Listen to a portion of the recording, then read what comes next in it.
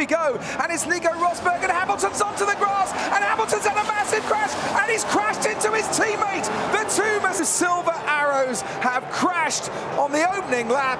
Hamilton take. 안녕하세요, 키미TV입니다. F1 7회 챔피언이자 얼마 전 러시아 그랑프리에서 100번째 그랑프리 우승이라는 전무후무한 기록을 남긴 루이스 해밀턴. 제 채널에서 타노스 해밀턴이라고 칭할 만큼 F1에서 압도적인 성과를 거둔 현시대 최고의 드라이버라고 할 수 있는데요. 이 해밀턴을 동일한 레이스카로 꺾고 챔피언이 된 남자가 있습니다. 그의 이름은 독일 출신의 드라이버 니코 로즈버그입니다. 그들의 라이벌 역사는 꽤 오래전인 2000년 카트레이싱에서 팀메이트가 되며 시작됩니다. 당시 우리나라 기준 중딩이었던 이 동갑내기는 경쟁 관계이기보다는 F1 레이서라는 꿈을 공유하고 많은 시간을 함께 보내는 친한 친구였습니다. 이 둘의 카트 멘토였던 디노 키에사는 해밀턴이 더 재능있고 빠른 드라이버였던 반면 로즈버그는 항상 더 분석적이고 지적 능력이 높았다고 합니다. 이 두 드라이버는 F1 이전 커리어에서 현재의 F2 포지션인 GP2 챔피언이 되었다는 공통점이 있습니다. 로즈버그는 2005년에 챔피언이 되어 2006년 시즌 윌리엄스 F1 팀의 드라이버가 되었고, 해밀턴은 2006년에 GP2 챔피언이 되어 2007년 맥라렌 팀에서 F1에 데뷔하였습니다. 그리고 올타임 레전드 드라이버를 팀메이트로 맞이하여 그들보다 나은 모습을 보여주기도 하였습니다. 로즈버그는 해밀턴보다 F1에 1년 먼저 데뷔하였으나 쇠퇴하고 있는 윌리엄즈 팀에서 시즌의 절반 경기를 리타이어하고 4포인트를 획득하는 데 그쳤습니다. 하지만 로즈버그는 매우 재능 있는 드라이버였고, 그 뒤 2007년에서 2009년의 세 시즌 중 2번을 탑10에 들며 좋은 모습을 보여줬습니다. 이런 활약을 통해 2010년 브런지피를 인수하며 F1에 복귀한 메르세데스 팀에서 돌아온 F1 황제 슈마우와 팀메이트를 이루게 됩니다. 젊은 로즈버그는 항상 침착했고 전성기가 지난 슈마우이긴 했지만 모든 시즌을 슈마우보다 좋은 성적을 거두었으며 2012년 중국 그랑프리에서는 우승을 하기도 했습니다. 그리고 이러한 로즈버그의 퍼포먼스는 그가 만약 좋은 레이스카를 제공받는다면 챔피언이 될 수 있다는 것을 분명하게 했습니다. 반면 루이스 해밀턴의 메르세데스 합류 전까지 F1 커리어는 로즈버그와 완전히 달랐습니다. 2007년에 맥라렌 팀으로 데뷔한 해밀턴은 그의 역대급 재능과 시즌 최고의 레이스카 조합으로 루키 시즌에 무려 챔피언십을 리딩하였으며 당시 최고의 주가를 달리고 있던 디펜딩 챔피언 알론소와 대등한 모습을 보였습니다. 이듬해 2008년에는 F1 챔피언에 올랐고 2012년 시즌까지 상위권 성능의 맥라렌 팀 레이스카로 꾸준히 레이스에서 우승하며 데뷔 후 6시즌 동안 무려 21승을 기록했습니다. 반면 단 한 번의 시즌도 우승권 레이스카를 받지 못한 로즈버그는 1년 먼저 F1에 데뷔했음에도 7시즌 동안 단 1승만 얻을 수 있었습니다. 어쨌든 2013년 그 둘은 한때 친밀했던 관계가 쓰라린 경쟁으로 변모한 메르세데스에서 제외했고, 동일한 레이스카로 경쟁하게 된 로즈버그와 해밀턴은 2013년에서 2016년 4시즌 동안 물러설 수 없는 진검승부를 하게 됩니다. 이 둘이 함께한 첫 해인 2013년은 아직 메르세데스의 경쟁력이 매경기 우승을 노릴 만한 위치는 아니었기 때문에 이 둘의 갈등은 크지 않았습니다. 로즈버그가 모나코와 영국에서 우승, 해밀턴은 헝가리에서 우승을 기록했으며 전반적으로 이 둘의 관계는 나쁘지 않았다고 평할 수 있을 것 같습니다. 해밀턴이 189포인트로 4위, 로즈버그가 171포인트로 6위로 시즌을 마감합니다. 이 두 라이벌의 챔피언십을 향한 치열한 경쟁이 시작된 시즌은 2014년 시즌입니다. 하이브리드 터보 엔진 시대가 시작된 2014년 시즌은 메르세데스의 독주가 시작된 시기이며 시즌의 19경기 중 16경기를 메르세데스 팀에서 우승을 하였을 만큼 로즈버그와 해밀턴, 이 두 사람의 경쟁이 곧 챔피언십 경쟁이었습니다. 그리고 챔피언이 될 수 있는 최고의 레이스카를 얻은 이 두 드라이버의 관계는 이 시즌을 기점으로 오랜 친구에서 가장 치열하게 싸우는 경쟁자가 됩니다. 2014년 개막전 호주 그랑프리에서 해밀턴은 폴포지션으로 레이스 스타트했으나 엔진 문제로 2랩 만에 리타이어 하였습니다. 반면 3번 그리드에서 스타트한 로즈버그는 타팀과 비교할 수 없이 압도적인 메르세데스의 차량으로 손쉬운 승리를 가져갑니다. 시즌의 세 번째 레이스인 바레인 그랑프리에서 해밀턴과 로즈버그는 경기 막판 놀라운 힐투힐 배틀을 보여주었고, 해밀턴이 우승한 이 경기에서 둘의 차이는 불과 1초였던 만큼 치열했습니다. 당시는 이 둘의 관계가 악화되기 전이라 이런 치열한 배틀 이후에도 장난으로 몸싸움을 하고 서로 칭찬하고 축하해주는 모습을 보여주었습니다.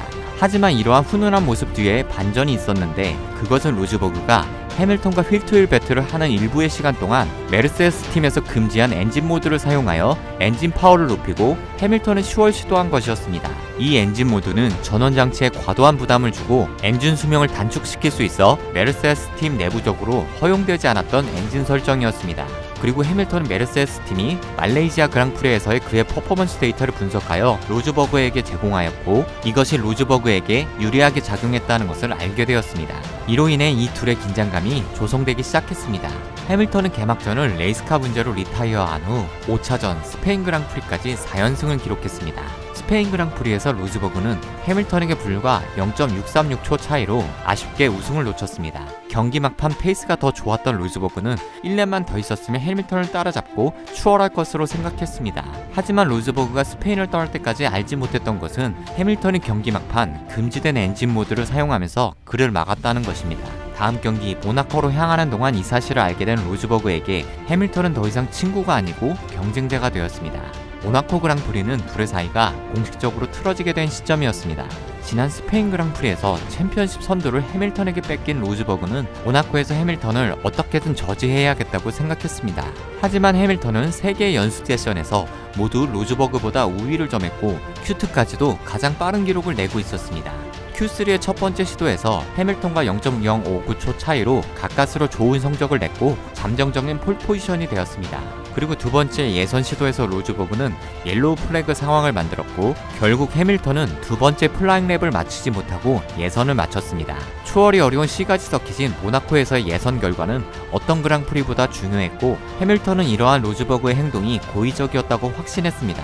이후 로즈버그는 다음날 폴 포지션 위치를 잘 살려 우승했습니다. 그리고 해밀턴의 연승 행진에 제동을 걸며 챔피언십 선두에 복귀했습니다. 모나코 그랑프리 이후 인터뷰에서 해밀턴은 둘의 오랜 우정에도 불구하고 더 이상 로즈버그가 친구가 아니라고 선언했습니다. 캐나다에서는 ERS와 MGUK 문제가 두 차량 모두에게 발생했으며 이 문제는 출력을 감소시켰을 뿐만 아니라 리어 브레이크에도 과도한 부담을 주었습니다. 이로 인해 해밀턴을 리타이어해야 했고 로즈버그는 차량 문제를 겪는 어려운 상황에도 시즌 중 가장 인상적인 활약을 펼치며 2위에 올랐습니다. 영국 그랑프리에서는 로즈버그가 레이스 중반 기어박스 문제로 선두에서 물러나 리타이어했고 해밀턴이 이 경기를 우승합니다. 2주 후 로즈버그의 홈레이스 독일 그랑프리에서는 해밀턴이 Q2에서 브레이크 고장을 겪으며 상황은 다시 역전되었습니다.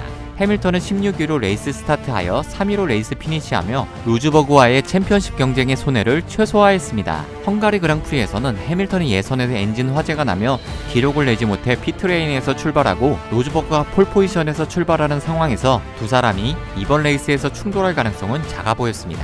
하지만 두 번의 세이프티카 상황이 로즈버그에게 좋지 않은 타이밍에 발생하였고 로즈버그는 해밀턴보다 한 번 더 피트스톱을 가져가는 전략을 사용했기 때문에 39번째 랩에서 해밀턴보다 뒤에 있었습니다. 그는 훨씬 더 새 것이고 빠른 소프트 타이어를 장착하여 해밀턴의 바로 뒤까지 도달했기 때문에 메르세데스는 해밀턴에게 로즈버그의 타이어 전략이 다르니 자리를 비켜주라고 팀 라디오로 지시했지만 해밀턴은 자리를 비켜줄 수 없으며 로즈버그가 더 빠르다면 자신을 쉽게 추월할 것이라며 비켜주지 않았습니다. 결국 로즈버그는 랩당 1초 이상 해밀턴보다 빠를 수 있는 상황에서도 추월이 힘든 헝가로링에서 해밀턴에게 갇히며 4위로 레이스를 마쳤습니다. 이 상황에 분노한 로즈버그, 이 둘의 사이는 더 악화됐습니다. 벨기에 스파에서 두 번째 랩 만에 해밀턴을 따라잡은 로즈버그는 아웃코너에서 실수에 가까운 움직임을 보였고 이는 해밀턴과의 충돌로 이어졌습니다. 이에 해밀턴은 리어 타이어 펑처로 리타이어해야 했고 로즈버그는 프론트 윙이 부서졌지만 피트에서 프론트 윙을 교체하여 레이스를 재개할 수 있었습니다. 결국 그는 해당 레이스를 2위로 마쳤지만 메르세데스 팀 내부적인 질책과 포디움에서 팬들의 야유를 받았습니다. 어쨌든 이러한 결과로 로즈버그는 해밀턴의 29포인트 차이로 앞서 나갈 수 있었습니다. 로즈버그는 싱가포르에서 스티어링 휠의 전자장치 고장으로 인하여 리타이어하였고 이 경기를 우승한 해밀턴은 챔피언십 경쟁에서 로즈버그를 앞서 나가기 시작했습니다. 그리고 일본, 러시아, 미국에서 해밀턴은 연속 우승을 기록하며 로즈버그의 24점 차이로 앞서 나갑니다. 로즈버그는 최종전 아부다비 그랑프리를 앞둔 브라질 그랑프리에서 우승하며 격차를 17점으로 좁혔고 챔피언십의 희망을 이어나갔습니다.